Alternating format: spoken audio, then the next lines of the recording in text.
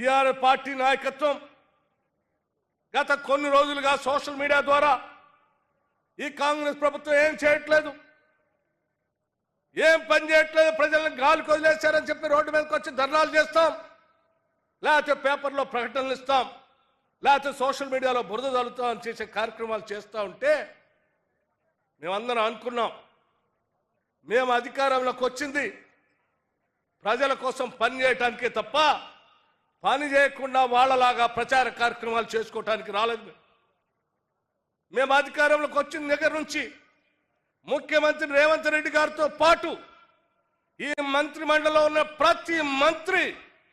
రోజుకి 18 గంటలు పనిచేస్తూ అనేక అభివృద్ధి కార్యక్రమాలు చేసుకుంటూ